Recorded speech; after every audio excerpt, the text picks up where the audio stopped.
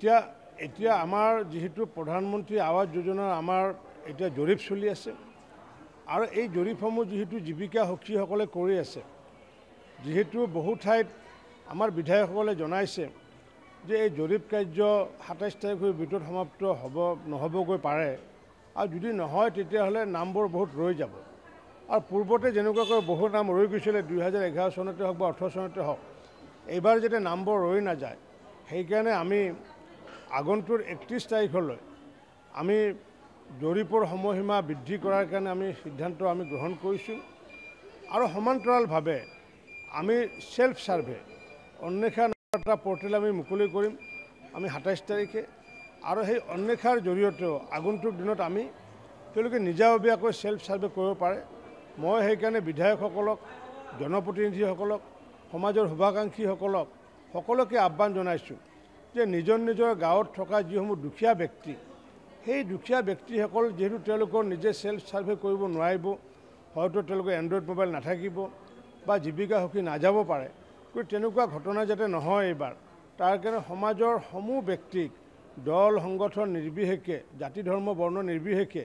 সকলোকে মই আহ্বান জনাইছোঁ যে এই জৰীপ কাৰ্যত যাতে তেওঁলোকে সহায় কৰি জীৱিকা সখীৰ জৰিয়তে হওক বা সেল্ফ সাৰ্ভেৰ জৰিয়তে হওক নিজে যাতে ৰেজিষ্ট্ৰেশ্যন কৰি পেলাই নিজৰ নামটো যাতে আগন্তুক দিনত অন্তৰ্ভুক্ত কৰে তাৰ কাৰণে মই আহ্বান জনাইছোঁ। নহয়, জৰীপটো আমি ৩১ তাৰিখে শেষ হ'ব। আমাৰ জৰীপটো শেষ হোৱাৰ কথা আছিলে আমাৰ ২৭ তাৰিখে, গতিকে আমি আৰু ৩ দিন অতিৰিক্ত দিম যাতে জৰীপ সম্পূৰ্ণ কৰিব পাৰোঁ আৰু সমান্তৰালভাৱে আমি পৰ্টেল এটা মুকলি কৰিম। সেই পৰ্টেলৰ জৰিয়তেও আমি ৰাইজে যাতে জীৱিকা সখী কিবা কাৰণত যদি ঘৰত নাযায়, সমাজৰ যাতে বিভিন্ন স্তৰৰ শুভাকাংক্ষীসকলে দুখীয়া মানুহৰ নামবোৰ যাতে অন্তৰ্ভুক্ত কৰিব পাৰে, নথিভুক্ত যাতে কৰিব পাৰে, তাৰ কাৰণে সকলোকে আমি আহ্বান জনাইছোঁ। এতিয়া আমাৰ যেহেতু প্ৰধানমন্ত্ৰী আৱাস যোজনাৰ আমাৰ এতিয়া জৰীপ চলি আছে আৰু এই জৰীপসমূহ যেহেতু জীৱিকা সখীসকলে কৰি আছে, যেহেতু বহু ঠাইত আমাৰ বিধায়কসকলে জনাইছে যে এই জৰীপ কাৰ্য ২৭ তাৰিখৰ ভিতৰত সমাপ্ত নহ'বগৈ পাৰে আৰু যদি নহয় তেতিয়াহ'লে নামবোৰ বহুত ৰৈ যাব। আৰু পূৰ্বতে যেনেকুৱাকৈ বহু নাম ৰৈ গৈছিলে ২০১১ চনতে হওক বা ১৮ চনতে হওক, এইবাৰ যাতে নামবোৰ ৰৈ নাযায় সেইকাৰণে আমি আগন্তুক ৩১ তাৰিখলৈ আমি জৰীপৰ সময়সীমা বৃদ্ধি কৰাৰ কাৰণে আমি সিদ্ধান্ত গ্ৰহণ কৰিছোঁ আৰু সমান্তৰালভাৱে আমি সেল্ফ সাৰ্ভে অন্বেষা এটা পৰ্টেল আমি মুকলি কৰিম আমি ২৭ তাৰিখে আৰু সেই অন্বেষাৰ জৰিয়তেও আগন্তুক দিনত আমি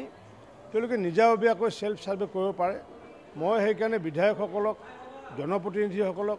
সমাজৰ শুভাকাংক্ষীসকলক সকলোকে আহ্বান জনাইছোঁ যে নিজৰ গাঁৱত থকা যিসমূহ দুখীয়া ব্যক্তি, সেই দুখীয়া ব্যক্তিসকল যেহেতু তেওঁলোকৰ নিজে সেল্ফ সাৰ্ভে কৰিব নোৱাৰিব, হয়তো তেওঁলোকৰ এণ্ড্ৰইড মোবাইল নাথাকিব বা জীৱিকা সখী নাযাব পাৰে, কিন্তু তেনেকুৱা ঘটনা যাতে নহয় এইবাৰ, তাৰ কাৰণে সমাজৰ সমূহ ব্যক্তিক দল সংগঠন নিৰ্বিশেষে, জাতি ধৰ্ম বৰ্ণ নিৰ্বিশেষে সকলোকে মই আহ্বান জনাইছোঁ যে এই জৰীপ কাৰ্যত যাতে তেওঁলোকে সহায় কৰি জীৱিকা সখীৰ জৰিয়তে হওক বা সেল্ফ সাৰ্ভেৰ জৰিয়তে হওক নিজে যাতে ৰেজিষ্ট্ৰেশ্যন কৰি পেলাই নিজৰ নামটো যাতে আগন্তুক দিনত অন্তৰ্ভুক্ত কৰে তাৰ কাৰণে মই আহ্বান জনাইছোঁ। নহয়, জৰীপটো আমি ৩১ তাৰিখে শেষ হ'ব। আমাৰ জৰীপটো শেষ হোৱাৰ কথা আছিলে আমাৰ ২৭ তাৰিখে, গতিকে আমি আৰু ৩ দিন অতিৰিক্ত দিম যাতে জৰীপ সম্পূৰ্ণ কৰিব পাৰোঁ আৰু সমান্তৰালভাৱে আমি পৰ্টেল এটা মুকলি কৰিম। সেই পৰ্টেলৰ জৰিয়তেও আমি ৰাইজে যাতে জীৱিকা সখী কিবা কাৰণত যদি ঘৰত নাযায়, সমাজৰ যাতে বিভিন্ন স্তৰৰ শুভাকাংক্ষীসকলে দুখীয়া মানুহৰ নামবোৰ যাতে অন্তৰ্ভুক্ত কৰিব পাৰে, নথিভুক্ত যাতে কৰিব পাৰে, তাৰ কাৰণে সকলোকে আমি আহ্বান জনাইছোঁ।